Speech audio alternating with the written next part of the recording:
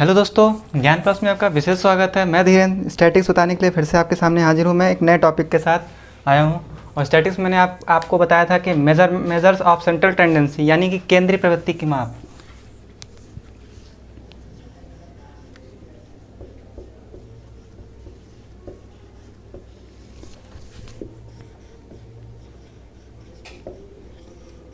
केंद्रीय प्रवृत्ति की माप,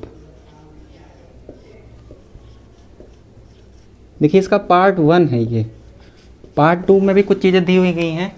जिसमें पार्ट 1 में आपका मीन, मीडियन और मोड को रखा गया है। यानी कि आपका मीन आपका क्या हो जाएगा, जिसको अर्थमेटिक मीन भी कहेंगे। मीडियन आपका माध्य का हो जाएगा। मोड मतलब आपका बहुलक या बहुष्टक जैसे कहते हैं। तो चलिए, आपके टॉपिक में पहला टॉपिक है मीन। मीन या अर्थमेटिक मीन।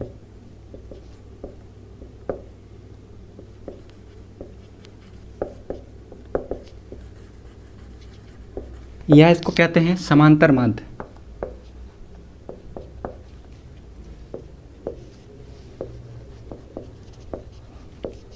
तो देखिए दोस्तों, समांतर माध्य होता क्या है। जैसे मान लीजिए कि हमने डाटा तो इकट्ठा कर लिया। अब डाटा इकट्ठा करने के बाद अब तो हर डाटा को हम याद तो कर नहीं सकते हैं। यानी कि आप उसको सारे डेटा को अब एक साथ अगर याद कर लेते हैं तो हमको स्टैटिक्स का यूज ही नहीं करना पड़ेगा। तो इसको डाटा को याद नहीं रख पाने के कारण जो कठिनाई आती है, उस कठिनाई को दूर करने के लिए हम क्या करते हैं, हम मेजर्स ऑफ सेंट्रल टेंडेंसी का यूज करते हैं। जैसे हमने जाना कि मीन का यूज हम किस लिए करते हैं। तो मीन का मतलब होता है औसत। औसत या माध्य कह सकते हैं, यानी कि एवरेज।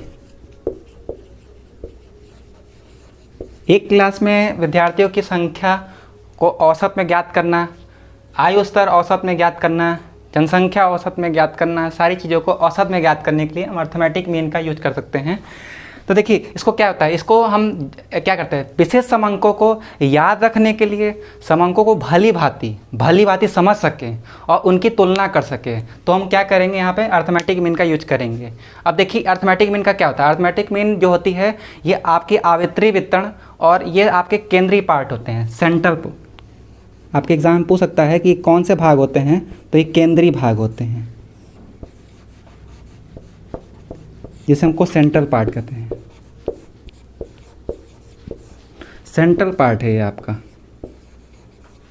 ये पहला पॉइंट आपके लिए नोट करने के लिए है कि इसको ये कौन से भाग होते हैं, केंद्रीय भाग होते हैं। इसे केंद्रीय प्रवृत्ति माप या मेजर ऑफ सेंट्रल टेंडेंसी, या इसे क्या कहते हैं, मेजर ऑफ लोकेशन भी कह सकते हैं। देखिए मेजर ऑफ लोकेशन कैसे कहेंगे, मेजर ऑफ लोकेशन,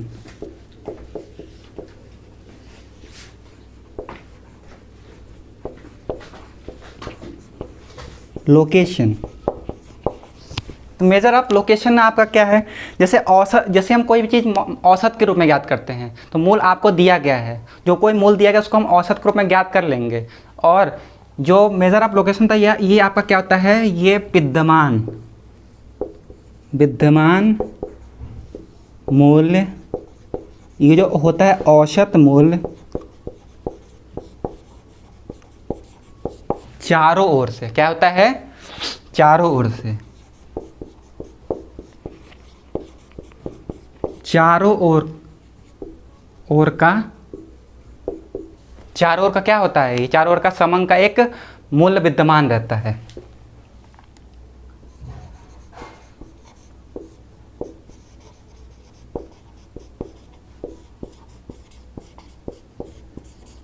तो दोस्तों इसमें क्या था कि सबसे पहले हम क्या कहते हैं, इसको हम एवरेज और माध्य भी कह सकते हैं। ठीक है, ये सेंट्रल पार्ट होते हैं। और उसको मेजर ऑफ लोकेशन इसलिए कहते हैं कि जब इस चीज़ को मेजर करते हैं, मेजर करने के बाद जो चीज़ें निकलती हैं वो चारों ओर से विद्यमान रहती हैं। मेजर ऑफ लोकेशन चारों ओर से ये समंकमालाओं का एक गुण होता है। तो ये था दोस्तों केंद्रीय प्रवृत्ति के माप में अर्थमेटिक मीन के बारे में। अब चलते हैं इसे कुछ महत्व के बारे में जानने के लिए।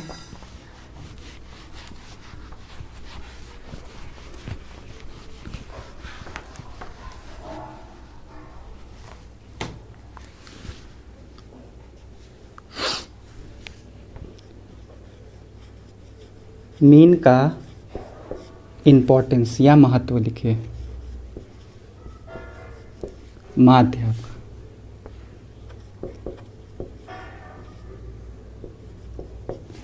तो माध्य के आपके क्या महत्व हो सकते हैं? देखिए इस लाइन को अगर आपको समझने के लिए आप पिछली क्लास में जब जाएंगे शुरुआती क्लासों में, तो उसमें मैंने आपको बताया था बावले साहब ने एक लाइन उन्होंने लिखी थी जो आपके एग्जाम के लिए बहुत इंपॉर्टेंट वो लाइन हो सकती है, या कोटेशन के रूप में पूछा जा सकता है कि ये लाइन किसने कही थी। तो लाइन में मैंने आपको बताया था डॉक्टर बावले साहब, डॉक्टर बावले के अनुसार मीन को क्या कहा गया था कि ये माध्यों का विज्ञान है।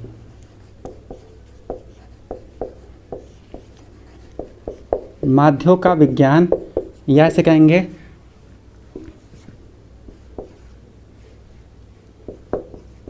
Science of average. ये आपके एग्जाम में पूछा जा सकता है कि साइंस ऑफ एवरेज किसने कहा, या बावले साहब ने इसके बारे में क्या बोला, ये था। तो माध्यों का विज्ञान यानी कि इसमें क्या करते हैं, इसमें साइंस लगती है और ये क्या लगती है, माध्यों के लिए लगती है। तो वास्तव में व्यवहारिक रूप से जीवन में जो पग पग जगह पर पग, अब ये पग क्या है, हर जगह पर हम क्या करते हैं, मेज़र कर सकते हैं, मेज़र करके हम मीन का निकाल सकते हैं। यानी कि हमको मान लीजिए कि अगर हर विद्यार्थी का एक एवरेज निकालना है, विद्यार्थी का एवरेज निकालना है, तो एवरेज निकालने के लिए हम औसत का प्रयोग करते हैं। औसत विद्यार्थी का यूज करेंगे, या औसत मूल हो सकते हैं आपके सामने, या औसत स्तर हो सकता है आपका।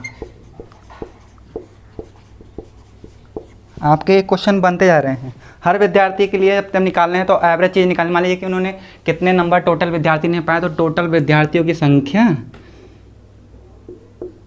नंबर ऑफ स्टूडेंट, और कितने विद्यार्थियों के जित प्राप्तांक जो होंगे वो, मान लीजिए आप विद्यार्थियों के प्राप्तांक निकालते हैं तो उनके प्राप्तांक को जोड़ करके उनकी संख्या से यानी n से डिनोट करते भाग देते हैं, तो आपका क्या निकल सकता है, मीन निकल सकता है, यानी कि अर्थमेटिक मीन या माध्य निकल सकता है। अब देखिए माध्य निकालने के लिए हम क्या कर सकते हैं, अब इसका हम माध्य का यूज ही क्यों करते हैं, माध्य का यूज और इसका उद्देश्य क्या है, इसके कार्य क्या हैं, वो चलते हैं। तो पग यानी हर जगह पर इसका यूज होता है।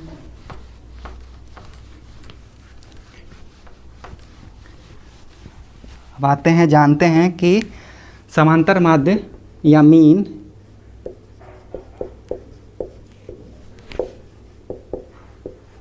का उद्देश्य क्या है, क्योंकि हम हर टॉपिक में ये जाने हैं कि उसका मीनिंग क्या है, इसके महत्व क्या है और इसका उद्देश्य। यानी आप इस माध्य का हम प्रयोग किए हैं तो क्यों किए हैं, इसका उद्देश्य और यह कार्य क्या है, अथवा आपका कार्य क्या है, क्योंकि कार्य और उद्देश्य चीज़ें वही होंगी तो आप बनाएंगे। तो सबसे पहले एक संक्षिप्त, आपको अगर पॉइंट नोट करना है तो आप पॉइंट नोट कर सकते हैं। संक्षिप्त क्या कर सकते हैं, चित्र प्रस्तुत कर सकते हैं।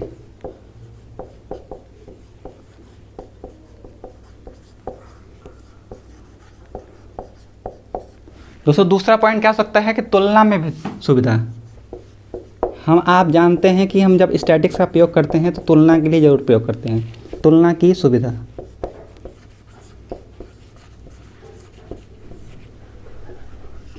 तीसरा पॉइंट आपका क्या आ सकता है कि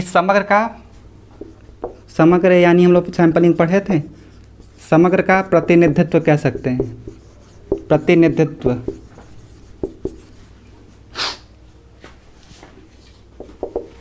उसके बाद क्या था, सांख्यिकी विश्लेषण का आधार। फोर्थ पॉइंट है आपका सांख्यिकी विश्लेषण का आधार।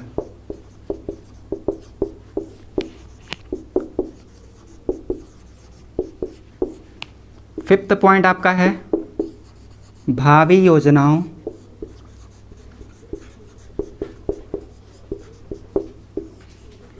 की जानकारी। और लास्ट पॉइंट आपका क्या है, देखिए जानना आपके लिए ज़रूरी है समांतर माध्य पढ़ने से पहले। इसके मान लीजिए क्वेश्चन आते हैं तो सबसे पहले क्वेश्चन आने से पहले आपको जानना पड़ेगा समांतर माध्य होता क्या है। तो लास्ट पॉइंट आपका क्या हो सकता है? गणितीय संबंधी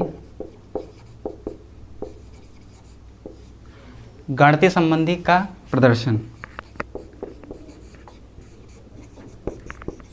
तो दोस्तों जानते हैं एक एक के बारे में। देखिए, संक्षिप्त विवरण प्रस्तुत करना यानी शॉर्ट, इसको संक्षिप्त में बताना, यानी कि आप जब समांतर माध्य का यूज करेंगे और आपको मान लीजिए एवरेज स्टूडेंट का वो निकालना है, स्टूडेंट का आपको एवरेज निकालना है, तो आप क्या करेंगे, मान लीजिए कि अगर उनके क्लास के प्राप्तांकों की संख्या निकालनी है तो आप पर स्टूडेंट के प्राप्तांकों की संख्या को मान लीजिए x मानते हैं, तो x, दूसरे का x2, तीसरे का x3, ऐसे करके xn तक आप उस चीज़ को लेके जाएंगे, यानी उनके प्राप्तांकों को जोड़ लेंगे और जितने स्टूडेंट होंगे उनसे आप क्या कर देंगे, डिवाइड कर देंगे, यानी नंबर आप स्टूडेंट से आप डिवाइड कर लेंगे। तो आपको क्या मिल जाएगा, यहाँ आपको मिल जाएगा मीडियन यानी माध्य मिल जाएगा, मीन मिल जाएगा आपको, मीडियन नहीं, माध्य मिल जाएगा। तो आप क्या करेंगे, x1, x2, x3 जितनी भी प्राप्तांक होंगे उन प्राप्तांक को जोड़ लेंगे और निकाल लेंगे, तो आपको एक संक्षिप्त विवरण मिल जाएगा। ठीक है, एक आपको एक जैसे कि आपको जो मेन डेटा चाहिए वो संक्षिप्त विवरण के रूप में आपके सामने प्रदर्शित हो जाएगा। दूसरा क्या है, तुलना के रूप में सुविधा। अब जैसे मान लीजिए कि हम एक वर्ष की तुलना दूसरे वर्ष से करें, मान लीजिए कि 2010 की तुलना, 2010 में कोई चीज़ें हुई थी, आपने आंकड़े तैयार किए थे एक मीन के थ्रू, अब 2012 में उस आंकड़ों में कितनी परिवर्तन हुए हैं, इससे जानकारी आपको मीन के थ्रू आपको मिल सकता है। तीसरा क्या है, समग्र का प्रतिनिधित्व। हम लोगों ने समग्र और सैंपलिंग के बारे में पढ़ा था बहुत बेहतरीन तरीके से। तो समग्र जो सैंपलिंग होती है, देखिए सैंपलिंग के थ्रू भी हम क्या करते हैं, सैंपलिंग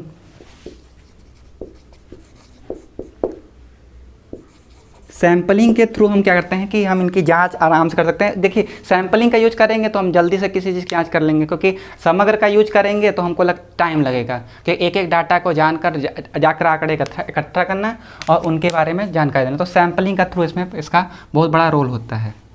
चौथा पॉइंट आपका क्या है कि सांख्यिकी विश्लेषण का आधार। देखिए विश्लेषण का मतलब कि आप इसमें क्या क्या यूज़ कर सकते हैं। देखिए विषमता, ठीक है, प्रतीपमान, ये आपके चैप्टर में नहीं है लेकिन मैं बताता रहा हूँ, और आपका रिग्रेशन, ठीक है, कोरिलेशन,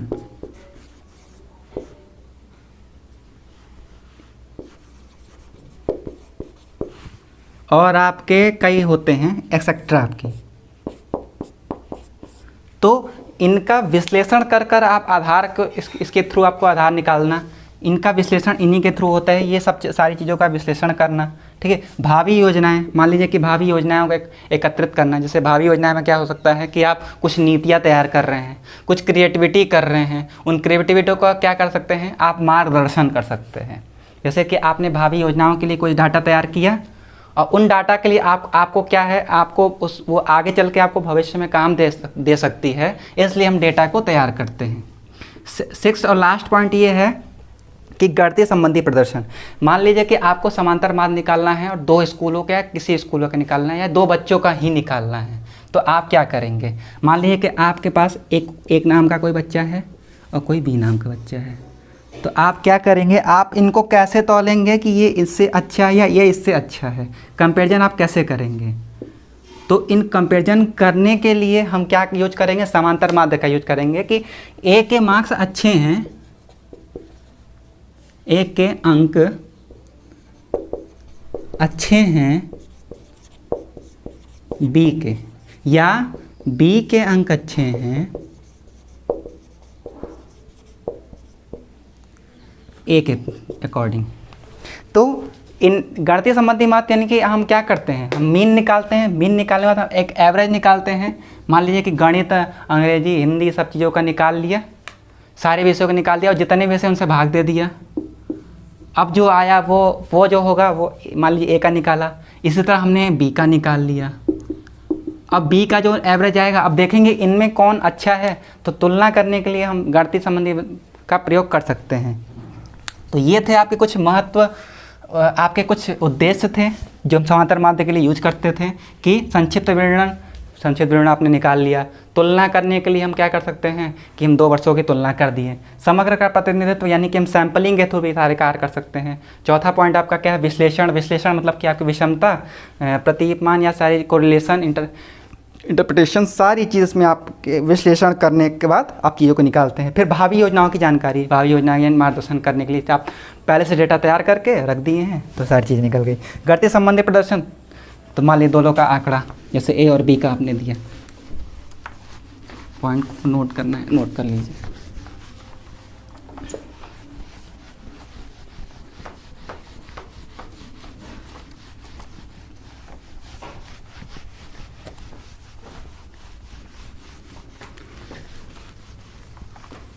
इसके बाद चलते हैं हम लोग क्या, सांख्यिकी माध्यों के प्रकार। आप ये जानते हैं कि हम हर चैप्टर में आपको पता है तो प्रकार बताए हैं। प्रकार से इसलिए आपको डिनोट करते हैं कि आप वो करते हैं, बताते हैं कि मान लीजिए प्रकार के बारे में आपसे पूछा जा सकता है।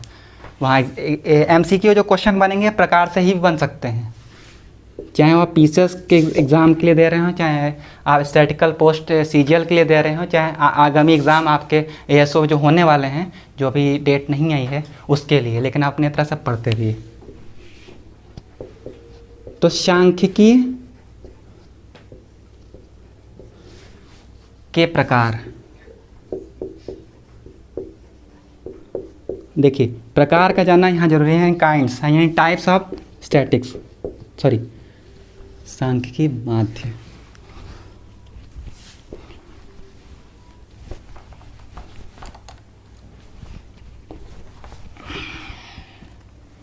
सांख्यिकी माध्य के प्रकार यानी टाइप्स ऑफ या काइंड्स ऑफ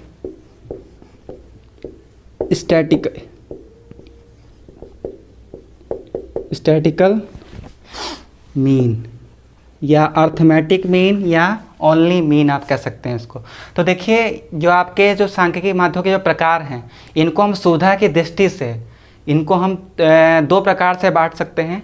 जनरली आपके एग्ज़ाम में तो 3 प्रकार से दिया, मतलब एग्ज़ाम में आपका 2 ही प्रकार दिया है, लेकिन इसको 3 प्रकार से भी बांटा जाता है। लेकिन मैं एग्ज़ाम पॉइंट ऑफ व्यू से आपको पढ़ा रहा हूँ। उसमें एक आपका बिजनेस के थ्रू आपको बताया गया है, बिजनेस एवरेज के थ्रू था। लेकिन इसमें क्या है, इसमें 2 चीज़ें हैं, स्थिति संबंधी माध्य, स्थिति संबंधी माध्य। सेकेंड पॉइंट आपका क्या है, सेकेंड पॉइंट आपका क्या है, गणितीय माध्य।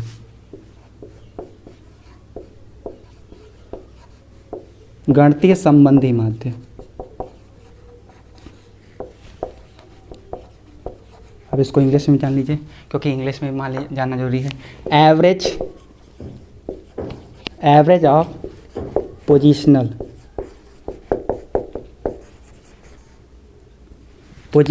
और आपका एवरेज ऑफ मैथमेटिकल।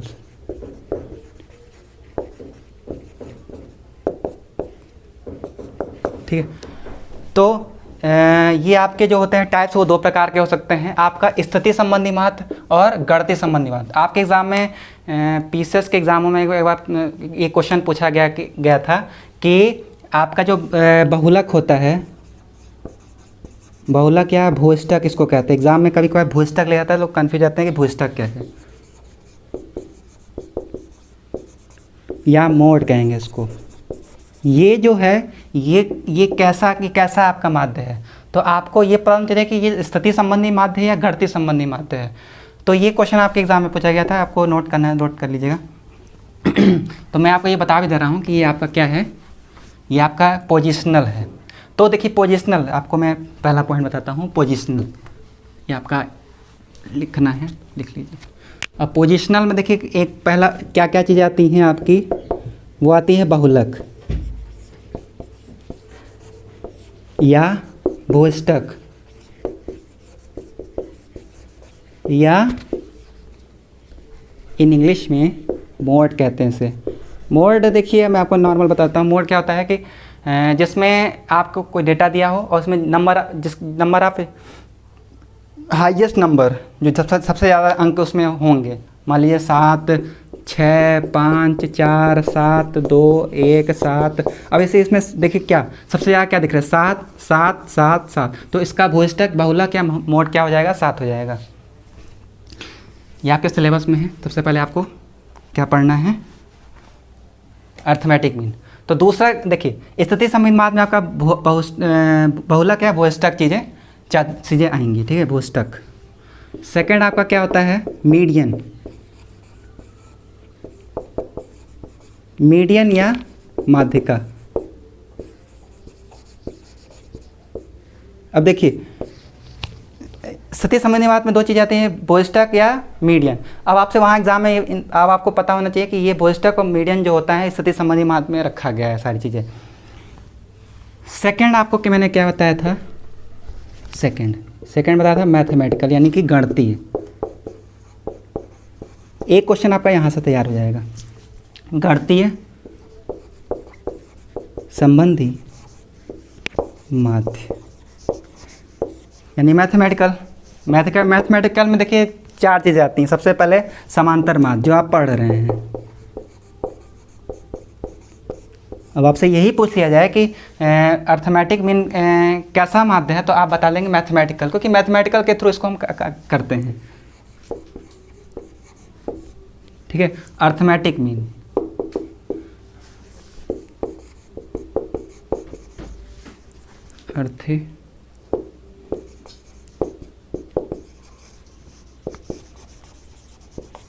ठीक। सेकंड आपका क्या आ जाएगा, गुणोत्तर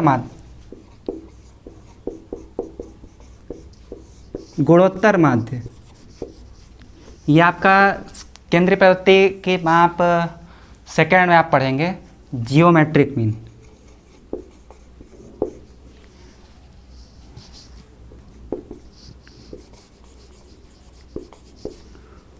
थर्ड आपका क्या होगा, नोट कर लीजिएगा इसको, थर्ड आपका होगा हरात्मक माध्य।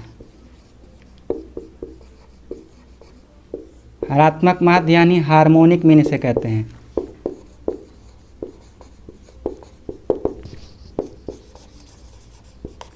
हार्मोनिक मीन, तो हार्मोनिक मीन। और उसके बाद लास्ट आपका होता है क्या, लास्ट जो आपका होता है वर्गकरणी माध्य, या इसको क्वाड्रेटिक कहते हैं।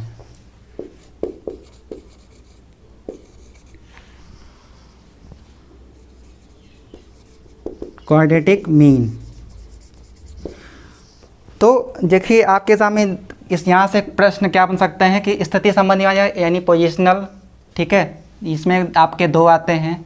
सेकंड आपका गणितीय संबंधी माध्य जो है आपका जो होते हैं अर्थमेटिक मीन जो आप पढ़ रहे हैं, गुणोत्तर माध्य यानी कि आप अगले वाले चैप्टर में पढ़ेंगे, तो हात्मक अगले वाले चैप्टर में पढ़ेंगे, और वर्गीकरणी जो आपके सिलेबस में नहीं है। तो ये सारे थे आपके प्रकार जो आपसे यहाँ से एग्जाम में क्वेश्चन पूछा सकता है। तो अब हम चलते हैं क्या पढ़ने, अर्थमेटिक मीन यानी कि किस गणितीय संबंधी माध्य।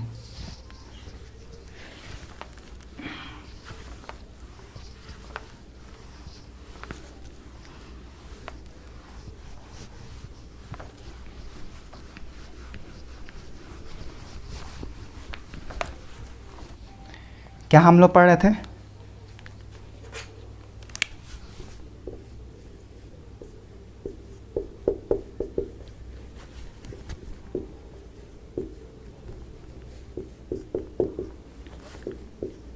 Arithmetic mean. देखिए अर्थमेटिक मीन में हमने कम क्या कह सकते हैं, अर्थमेटिक मीन यानी समांतर माध्य या मीन कह सकते हैं, आपको मैंने बताया। देखिए ये जो होता है ये आपका मेजर्स ऑफ सेंट्रल टेंडेंसी का सबसे प्रचलित होता है, सबसे ज़्यादा इसको इम्पोर्टेंस दी जाती है, क्योंकि जो भी चीज़ें वो निकलती हैं या ग्राफ हो या आपका डायमेट्रिक हो, इसमें इसका यूज हम लोग ज़्यादा करते हैं, इसलिए इसको क्या कह सकते हैं। देखिए ये गणितीय संबंधी माध्य है, इसलिए इसको अंक गणितीय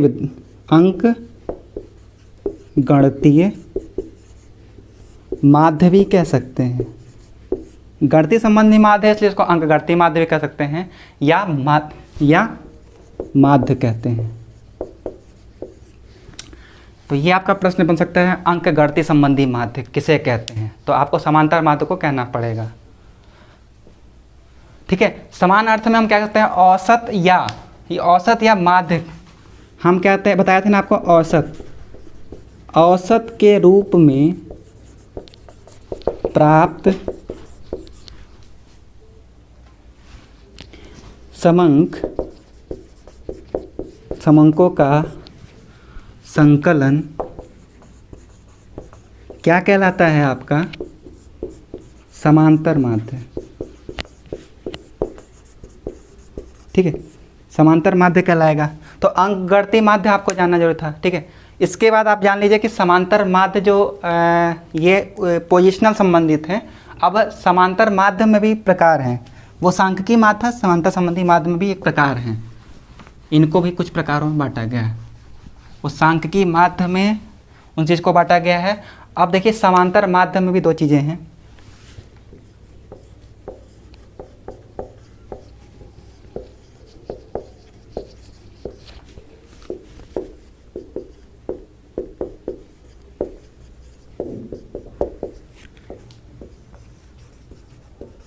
अर्थमेटिक मीन, अर्थमेटिक मीन में देखिए दो भागों में बटा था, भागों में बांटे हैं। सरल समांतर माध्य, यानी कि सिंपल अर्थमेटिक मीन या सिंपल मीन भी कह सकते हैं। ठीक है, ये आपका था सरल संबंधी माध्य। दूसरा पॉइंट आपका क्या है, भारित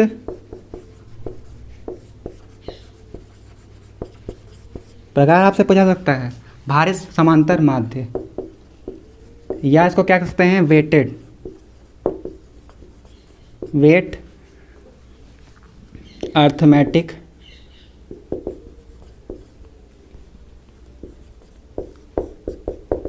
मीन। तो दोस्तों मैंने आपको सबसे इससे पहले आपको सारे क्लास इंटरवल और सारी चीज़ें बताया था कि आपको डिस्क्रीट सीरीज क्या होती है, एक्सक्लूसिव सीरीज क्या होती है, श्रेणी क्या होती है, और आपका क्या इंक्लूसिव सीरीज क्या होती है, यानी अपवर्गीय समावेशी क्या था, उसमें कैसे चेंज करते हैं। अब यहाँ इस चीज़ को फॉलो करेंगे। तो सरल समांतर माध्य में क्या होता है, सरल समांतर माध्य में ये होता है कि इसमें पदों की संख्या को समान महत्व दिया जाता है। इनमें पदों की संख्या को लेकर के, यानी कि क्या करेंगे, आप पदों की संख्या ले लेंगे। मान लीजिए आपको मीन निकालना है, मीन को हम इस फॉर्म में डिनोट करते हैं। तो मीन को हम क्या करते हैं, इससे डिनोट करते हैं। तो मान लीजिए आपके पदों की संख्या x1, x2, x3, x4 या डॉट डॉट डॉट डॉट करके xn तक कोई संख्या हो, उनको आप ऐड कर लेते थे और पदों की संख्या से हम क्या करते थे, डिवाइड कर लेते थे। तो हमारा ये सारी चीज़ें निकल के आ जाती थी। ठीक है, तो इसको या तो आप ये लिखिए या तो आप ये लिख सकते हैं। देखिए सिग्मा का चिन्ह लगा करके सिग्मा x करके अपॉन में n कर सकते हैं। ये आपका क्या होता है, सिंपल अर्थमेटिक मीन का फार्मूला होता है, जो कि हम आगे क्वेश्चनों में यूज करेंगे।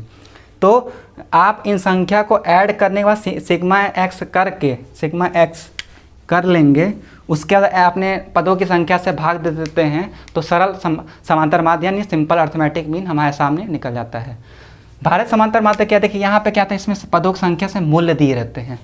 भारित समांतर माध्य से मान लीजिए कि आपको वेट दिया गया हो, किलो, भाव, ग्राम, इन सब चीज़ों में अगर दिया गया हो, तो कुछ नहीं करना रहता है, आपको मीन निकालना है।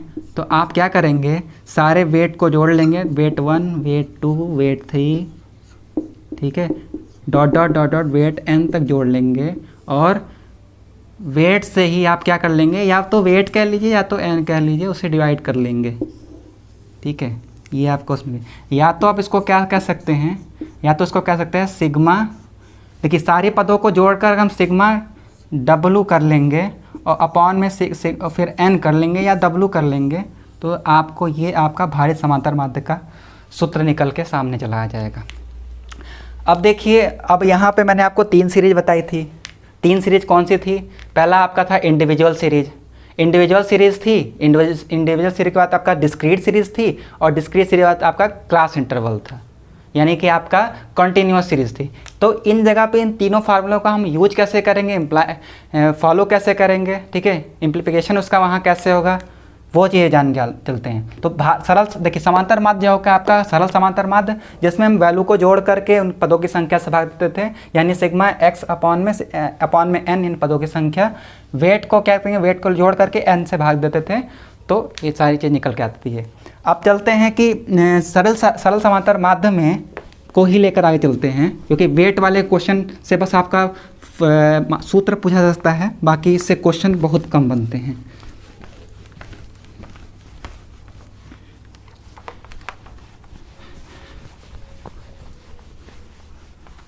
क्योंकि मूलों की संख्या से हम लोग ज़्यादा क्वेश्चन करते हैं। अब आते हैं सरल समांतर माध्य के माध्यम से व्यक्तिगत श्रेणी होती थी। व्यक्तिगत श्रेणी आपकी क्या होती थी, इंडिविजुअल सीरीज है।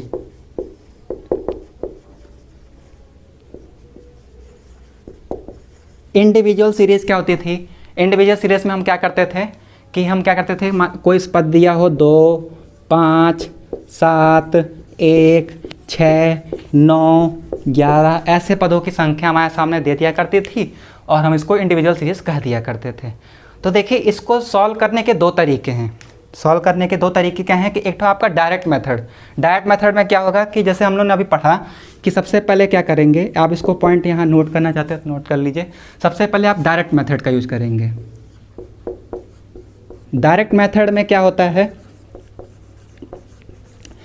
डायरेक्ट मेथड और आपका शॉर्टकट मेथड होता है। देखिए शॉर्टकट मेथड यानी कि आपको कोई चीज़ें एज्यूम करके आप चीज़ों को करते हैं तो जल्दी से आपको आंसर चाहिए रहता है। डायरेक्ट मेथड में यानी कि मान लीजिए डायरेक्ट मेथड आपका यूनिवर्स है, समग्र है, और आपका शॉर्टकट मेथड आपका सैम्पलिंग है। इसके लिए एक वे में आप समझ सकते हैं। तो सर सबसे पहले आप क्या करेंगे, सबसे पहले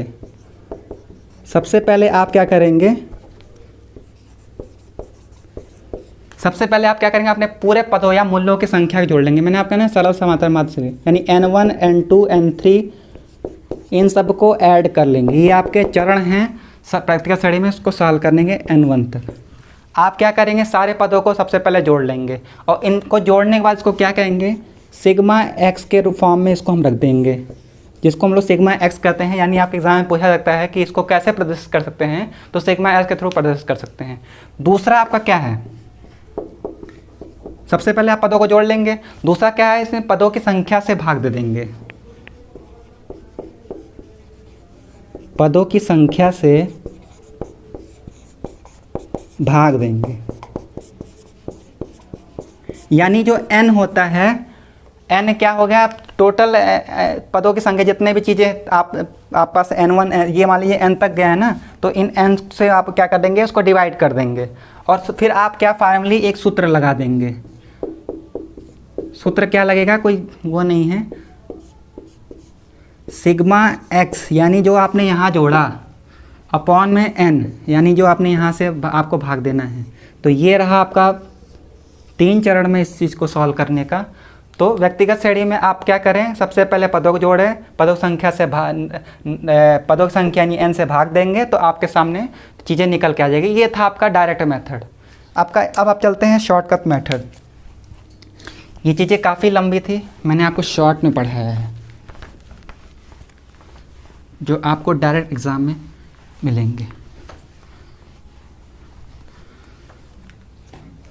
दूसरा मेथड आपका आता है शॉर्टकट मेथड। देखिए शॉर्टकट मेथड में क्या होता है, शॉर्टकट मेथड में कुछ ज़्यादा चीज़ें नहीं होती हैं। आप क्या करते हैं, सबसे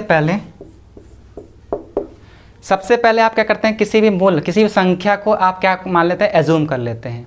मान लीजिए आपने x वाले पदों में से किसी भी संख्या को क्या मान लिया, एक एज्यूमिंग मान लिया, जैसे उसको a से डिनोट करेंगे, यानी कल्पित,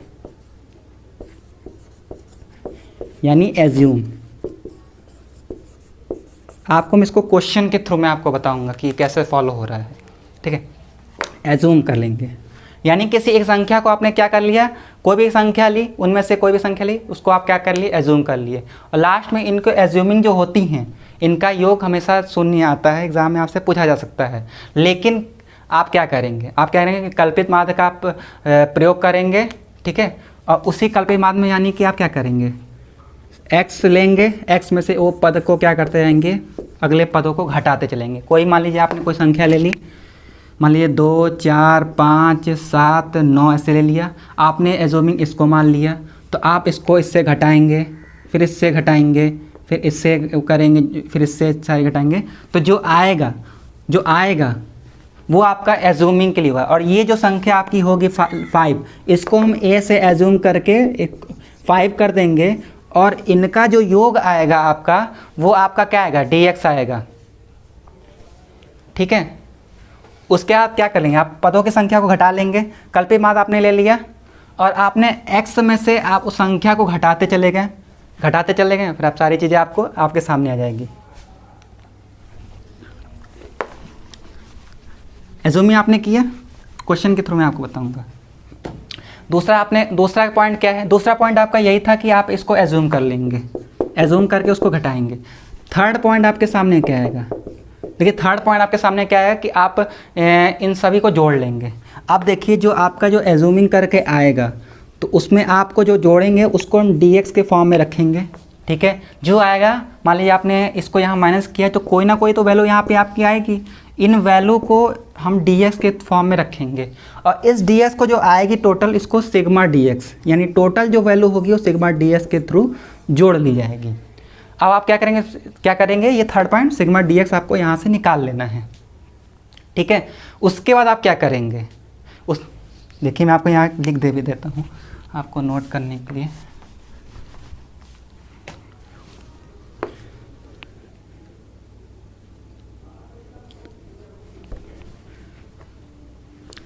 x माइनस ए में जो पदें आएंगी यहाँ पे, इनका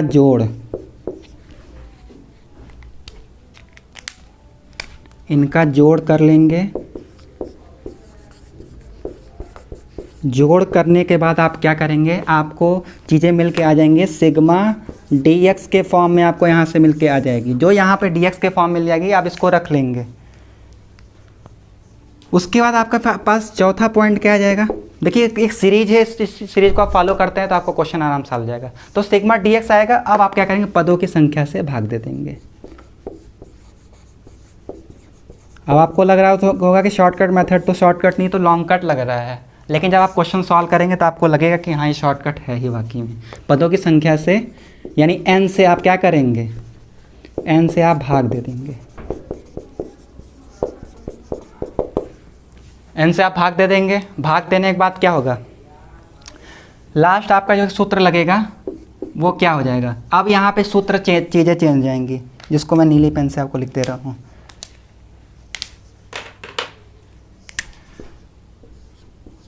ये तो रहेगा आपका। अब जो आपने एजूमिंग आपने वहाँ लिया था, 5 लिया था, उसको आप यहाँ a कर देंगे, प्लस कर देंगे। और जो आपने यहाँ पे सिग्मा f dx, यहाँ से आपने क्या निकाला था, सिग्मा dx निकाला था, यहाँ सिग्मा dx कर देंगे। और आपने पदों की संख्या से जो भाग दिया था वो यहाँ रख देंगे, यानी एजूमिंग के साथ जो आपने कल्पित मान का मान निकाला और उनमें पदों की संख्या से भाग दे देंगे, तो आपका ये सूत्र बन जाएगा। अब इसका यूज आपके एग्ज़ाम में कैसे है, अब बोलेंगे तो ये हम शॉर्टकट मेथड से नहीं, हम वो आपके डायरेक्ट मेथड से कर देंगे। लेकिन देखिए एग्ज़ाम में आपसे पूछा जा सकता है कि इसका फार्मूला पूछा जा सकता है, या तो मान लीजिए आपका एग्ज़ाम थोड़ा सा अगर टफ हो तो शॉर्टकट मेथड से क्वेश्चन को सॉल्व करने के लिए बोला जा सकता है। तो आप किसी तरह से आप तैयार रहिएगा। ये था आपका क्या, व्यक्तिगत, यानी कि आप इंडिविजुअल। इसके बाद क्या आता है, अगर इसको आपको नोट करना है तो आप नोट कर सकते हैं।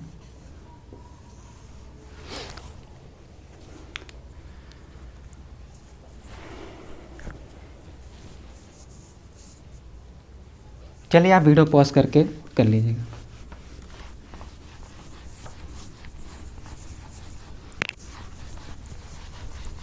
तो बहुत सारी चीज़ें हैं।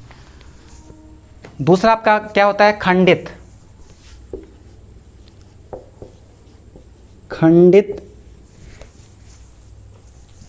श्रेणी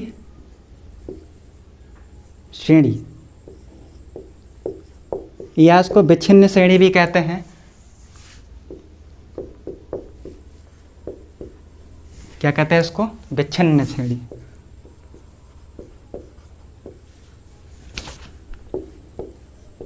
और मैंने आपको इसको इंग्लिश में बताया था डिस्क्रीट सीरीज। सब जानते रहिए आप, क्योंकि वहाँ आप एग्ज़ाम में आपसे कुछ भी पूछ सकता है कि डिस्क्रीट सीरीज क्या है, खंडित श्रेणी क्या है, सब चीज़ें क्या हैं। Discrete series.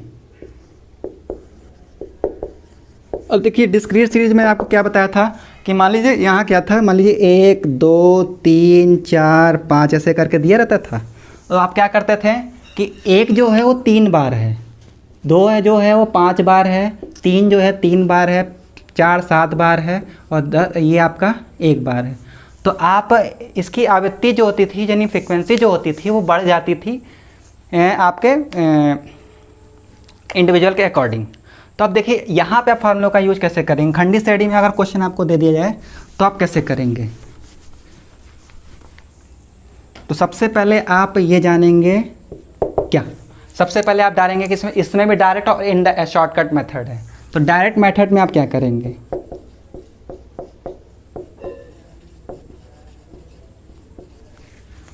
देखिए डायरेक्ट मेथड में सारी चीज़ें वही करेंगे। इसमें क्या होता है कि हम प्रत्येक पद जो होते हैं वो क्या होते हैं, मूल्य का x निकाल लेते हैं, ठीक है। और x का जो होता है, x को हम वहाँ फ्रीक्वेंसी से गुणा करते हैं। फ्रीक्वेंसी से क्या करते हैं? गुणा करते हैं, यानी कि आप fx निकालते हैं। यानी मान लीजिए यहाँ x दी हुई है और आपने f निकाला, यहाँ कोई वैल्यू थी 1 2 करके आपने यहाँ से गुणा करके आप निकाला f और x निकाल दिया। तो आपने f और x निकाल दिया, यही चीज़ मैं आपको बता रहा हूँ। तो f और x को गुणा करेंगे, गुणा करने के बाद देखिए क्या हो जाएगा, आप क्या निकालेंगे? fx निकाल लेंगे। fx निकालते हैं, निकालेंगे आप। ये पहला पॉइंट था। दूसरा पॉइंट क्या है कि इनके गुणनफल, यानी कि जो आप क्या करेंगे, इनको जो आएगा इसको हम सिग्मा fx, पुराना मैं बता चुका हूँ कि इनके पदों की संख्या को जोड़ लेंगे तो वो सिग्मा fx के थ्रू में आ जाएगी। उसके बाद या तो फिर इसके बाद क्या करेंगे आप जानते हैं, आप क्या करेंगे? n से भाग देंगे, यानी पदों की संख्या से भाग देंगे, यानी पदों की संख्या से भाग देंगे। या इसको हम क्या कर सकते हैं, सिग्मा f भी कह सकते हैं। यानी आपको जो सूत्र बनेगा या फॉर्मूला बनेगा वो ये बनेगा खंडित श्रेणी का, सिग्मा एफ एक्स अपॉन में n कह लीजिए, एक ये बन जाएगा आपके लिए। दूसरा आपका क्या बन सकता है, देखिए एग्ज़ाम में कुछ भी दे देगा वहाँ पे आपको सिग्मा एफ दे देगा, आप कहेंगे कि सिग्मा एफ क्या है ये, ठीक है। मान लीजिए 4 ऑप्शन दे दिया, उसमें बोल दिया कि ये ऑप्शन आपका वहाँ ना दिया हो और उसमें सिग्मा एफ दिया होगा, आप कहेंगे तो ये तो क्वेश्चन था ही नहीं। तो आपको ये जानना जरूरी है कि सिग्मा एफ भी से कह सकते हैं, सिग्मा एफ एक्स अपॉन में सिग्मा एफ कहते हैं, ठीक है। तो ये आपका खंडित श्रेणी में डायरेक्ट मेथड में यूज होगा। और सेम प्रोसेस आपका क्या होगा शॉर्टकट मेथड में ही होगा। शॉर्टकट मेथड में भी आप क्या करेंगे, इसको वीडियो पॉज करके आप नोट कर लीजिएगा, क्योंकि बहुत सी चीज़ें बतानी है हमको।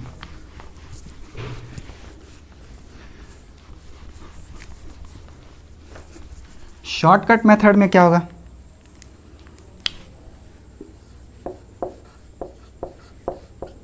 शॉर्टकट मेथड डीप में पढ़ेंगे आप, वहाँ कोई क्वेश्चन नहीं छोड़ पाएंगे, चाहे वो पीसेस का हो चाहे आप एसओ का हो। तो शॉर्टकट मेथड में सबसे पहले आप क्या करेंगे, वही आप एज्यूमिंग करेंगे। एज्यूमिंग करने के लिए आपको क्या करना पड़ेगा, आप x से, आप जो x यहाँ पद आएगी, यहाँ बताया ना x लिए और f लेते थे और सिग्मा एफ एक्स करते थे। ये आपका क्या होता था, ये होते थे, ये आपका सिग्मा f होगा, ठीक है, और ये आपका सिग्मा एफ एक्स होगा, या इसको हम क्या कह सकते थे, n कहते थे। यही मैं आपको कहता था, सिग्मा f कह लीजिए या n कह लीजिए, ठीक है। तो यही यहाँ फार्मूला आपको याद करना है। तो सबसे पहले आप क्या करेंगे, एक कल्पित मान यानी एज्यूमिंग ले लेंगे, यानी x माइनस ए, एक्स माइनस ए से क्या आपको क्या निकल के आ जाएगा, x माइनस से आपको निकल जाएगा dx, क्या निकल के आ जाएगा, dx निकल के आ जाएगा। अब जो dx आएगा तो dx का आप क्या करेंगे, सेकेंड टर्म में, सेकेंड टर्म में आप dx का हम dx जो आएंगे और हम f से गुणा करते जाएंगे, पर वैल्यू को हम f से गुणा करते जाएंगे, तो टोटल जो हमारा ऐड करने के बाद निकलेंगे तो सिग्मा f dx प्राप्त हो जाएगा। हमको क्या प्राप्त हो जाएगा, सिग्मा f dx प्राप्त हो जाएगा, f dx प्राप्त हो जाएगा। थर्ड आपको पता है, थर्ड आपको क्या करना है, इनमें n यानी पदों की संख्या से भाग दे देंगे, पदों की संख्या से हम क्या कर देंगे, भाग दे देंगे। अब यहाँ जो आपका जो सूत्र निकल के आ जाएगा वो क्या निकल के आ जाएगा, तो पहले वाले में आपने क्या निकाला था, पहले वाले सूत्र में आपने निकाला था sigma f x upon n निकाला था। अब यहाँ आप क्या करेंगे, आप एजूमिंग किए हैं आप, तो सबसे पहले मीन बराबर आप निकालेंगे। ये आपसे यहाँ भी क्वेश्चन पूछा सकता है कि इसको मीन को किससे डिनोट करते हैं, तो हर जगह क्वेश्चन है, उसी को नोट करते रहिए। ए एजूमिंग ले लेंगे, ठीक है। उसके बाद सिग्मा आप क्या कर देंगे, एफ डी एक्स निकाल लेंगे। देखिए अंतर है थोड़ा सा इंडिविजुअल और डिस्क्रीट सीरीज में, क्योंकि एफ से गुणा कर देते थे वहाँ डायरेक्ट सिग्मा डी एक्स निकालते थे, यहाँ एफ से गुणा करते थे, ये एन। तो जब आप क्वेश्चन करेंगे तो आप क्वेश्चन के थ्रू सारी चीज़ों को समझ जाएंगे। पहले आप फार्मूले को नोट कर लीजिए। तो ए बराबर एफ डी एक्स अपॉन में एन कर देंगे, या यहाँ पे हम क्या लिख सकते हैं, यहाँ सिग्मा एफ लिख सकते हैं, ये आपको पता है, ठीक है। अब देखिए ये आपका क्या हो गया, डिस्क्रीट सीरीज हो गई। डिस्क्रीट सीरीज के बाद आपके पास मैंने आपको बताया था कंटिन्यूसली सीरीज। कंटिन्यूस सीरीज आप यानी सतत, यानी कि लगातार, यानी क्लास इंटरवल के रूप में चलने वाला।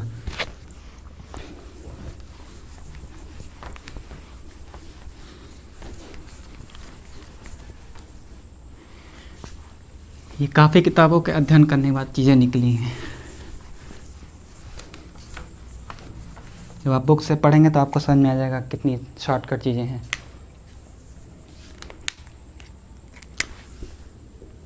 थर्ड पॉइंट आपका क्या होता है, सतत श्रेणी। अब मैं आपको सतत श्रेणी के बारे में बता चुका था, डिस्क्रीट सीरीज के बारे में बता चुका था, इंडिविजुअल सीरीज के बारे में आपको बता चुका था, तो मैं इसके बारे में आपको नहीं बताऊंगा सतत श्रेणी क्या है। अगर आपको जानना है तो आप पुराने वीडियो को देखिए। सतत श्रेणी है continuous series, continuous series. Continuous series में क्या हुआ करता था कि क्लास इंटरवल हुआ करते थे, उसके बाद आप क्लास इंटरवल के बाद फ्रिक्वेंसी हुआ करती थी, और उस फ्रिक्वेंसी से आप क्या चीज़ें को निकाल के रखते थे। तो देखिए सारे मेथड आप वही यूज करेंगे, यानी डायरेक्ट मेथड में आप चीज़ें वही यूज करेंगे।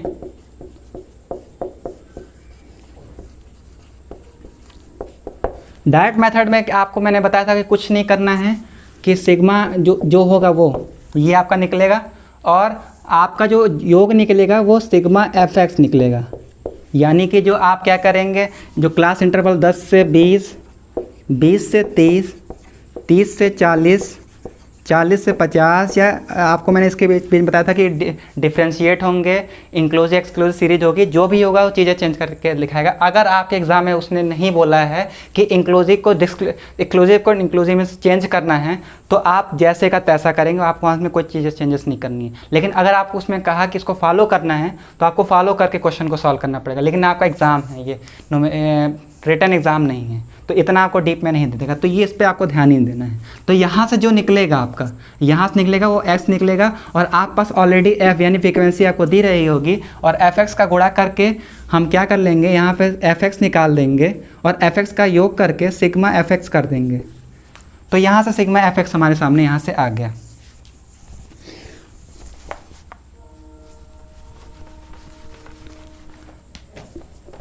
तो डायरेक्ट मेथड में क्या था, डायरेक्ट मेथड में क्या आपने क्या सिग्मा एफ एक्स आपको समझ में आ गया। सिग्मा एफ एक्स को हम क्या करते थे, एन से डिवाइड करते थे। अब वो सारे प्रोसीजर आपने समझ लिए होंगे कि कैसे एन आएगा, कैसे एफ आएगा, कैसे एक्स आएगा, ये सारी चीज़ें आपको समझ में आ गई। उसके बाद आप मान लीजिए कि अगर आपको शॉर्टकट मेथड में करना है, शॉर्टकट मेथड में आपको अगर करना हो तो आप क्या कैसे करेंगे शॉर्टकट मेथड। तो ये शॉर्टकट मेथड में क्या होगा कि आप क्या करेंगे, यहाँ पे मीन निकालना हो तो आप कुछ नहीं, आप एज्यूमिंग ही लेंगे। आप वहाँ से क्लास इंटरवल से क्या करेंगे, एक एज्यूमिंग ले लेंगे। एज्यूमिंग लेने के बाद आप क्या कर देंगे, आपको सिग्मा एफ निकालने का दिया हुआ है। अब देखिए एज्यूमिंग लेने के बाद तो आपको जानते हैं कि ऑलरेडी डी एक्स आएगा, और अगर डी एक्स आता है तो फ्रिक्वेंसी से, हर फ्रिक्वेंसी से गुणा करते हैं। हर फ्रिक्वेंसी यानी कि आपने x माइनस ए किया तो आपको यहाँ से डी एक्स प्राप्त हुआ, और इस डी एक्स का हम क्या करते हैं, पर फ्रिक्वेंसी से एफ डी एक्स करते हैं, तो F D x F D x F D x आता है। तो एफ डी एक्स आने के बाद तो क्या होता है, वो सिग्मा एफ डी एक्स में चेंज होता है। ठीक है, सिग्मा एफ डी एक्स, तो यहाँ क्या आ जाएगा,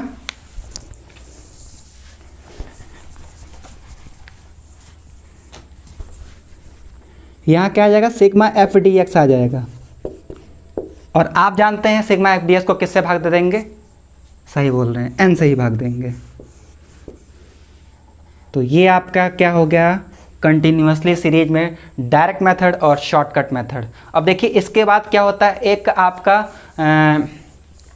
स्टेप डेविएशंस से भी आते हैं। उसमें क्या होते हैं कि अगर आपने शॉर्टकट किया तो सिग्मा एफ डी एक्स आपका निकलता था एन से और आई का यूज करता था, लेकिन आपके एग्जाम पॉइंट ऑफ व्यू के लिए नहीं है। अगर आपको नोट करना है तो आप नोट कर सकते हैं। और ये अगर पूछेगा आपसे तो सिर्फ ये पूछेगा, इसका फार्मूला पूछेगा, तो आप ये फार्मूला नोट कर सकते हैं स्टेप डेविएशन के नाम से। इसको कहते हैं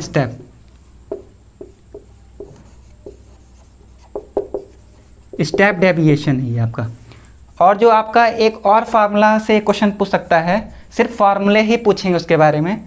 ठीक है, मान लीजिए तो वो क्या होता है, मीन बराबर क्या होता है, मीन मीडियन माइनस आई अपॉन में ब्रैकेट में f माइनस 1, ये आपका फार्मूला होगा।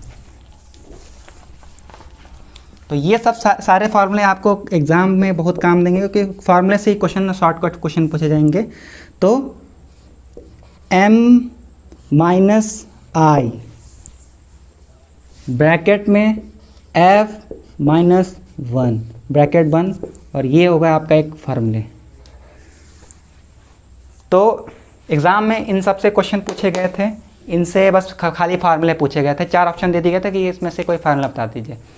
अब देखिए ये क्या होता है आपका, ये तीनों श्रेणी में आपको अर्थमेटिक मीन के बारे में मैंने आपको बता दिया है। इसके बाद देखिए एक होता है आप कंबाइंड निकालते हैं। मान लीजिए कि आप पास 2-3 डाटा दिए हुए हैं समांतर माध्य निकालने के लिए, तो आप किसी चीज़ को 2-3 चीज़ों को एक साथ निकालते हैं तो उसको हिंदी में या इंग्लिश में क्या कहेंगे, उसको सामूहिक समांतर माध्य कहेंगे। यानी समूह का जो समांतर माध्य निकलता है उसे सामूहिक समांतर माध्य कहेंगे, ग्रुपिंग समांतर माध्य कहेंगे, ग्रुपिंग अर्थमेटिक मीन या ग्रुपिंग मीन कहेंगे, सामूहिक समांतर माध्य। इससे आपके पीसेस में क्वेश्चन पूछा गया था। डायरेक्ट आपसे बोला गया था कि x1 और n1, x2, n2, x3, n3 की वैल्यू दे दी गई थी, और आपको चीज़ें निकालने थे। आपको अगर फार्मूला पता होता या चीज़ें फार्मूला को पता होता तो चीज़ें कर लेते। तो समूह या ग्रुपिंग समांतर माध्य से एक फार्मूला होता है।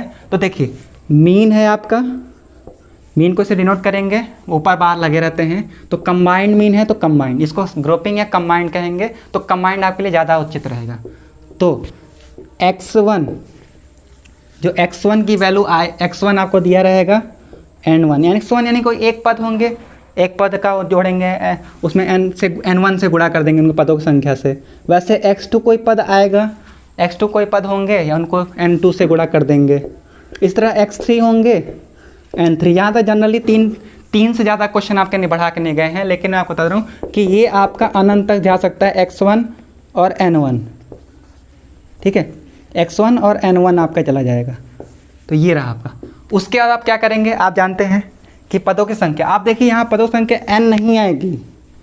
अब यहाँ पदों की संख्या n नहीं आएगी क्योंकि यहाँ हर पद हैं। तो जितने पद होंगे यानी n1 होंगे, आप 3 संख्या निकालेंगे, n1, n2, n3, इनको ऐड करना पड़ेगा। और अगर अनंत संख्या तक होंगे, ठीक है, इनफाइनाइट होंगे, तो n1 तक आपका चला जाएगा। तो सामूहिक या कंबाइंड अर्थमेटिक मीन का जो फार्मूला निकल के आता है जिससे क्वेश्चन पूछे जाएंगे वो ये रहे आपके, ये सामूहिक समांतर माध्य। उसके बाद मैंने आपको सरल समांतरमाद के बारे में इतनी सारी चीज़ें बताई, और मैंने आपको लास्ट में एक और बताया था कि भारित समांतरमाद, जिससे सिर्फ आपको अगर क्वेश्चन तो नहीं पूछेगा लेकिन आपके उससे फार्मूले या सूत्र आपसे पूछे जा सकते हैं। तो सरल समांतरमाद के बाद भारित समांतरमाद तो मैंने आपको बताया था।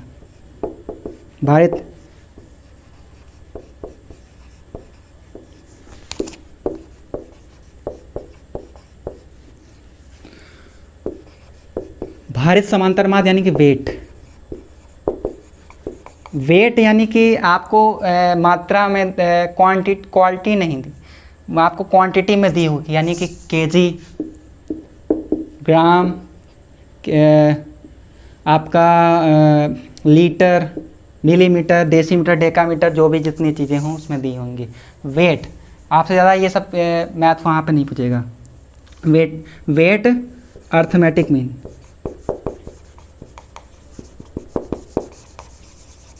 वेट अर्थमेटिक मीन में देखिए एक फार्मूला हो जाएगा कि देखिए मीन तो आप निकलता है, मीन किसका निकलेगा, वेट का निकलेगा, तो यहाँ W कर देंगे।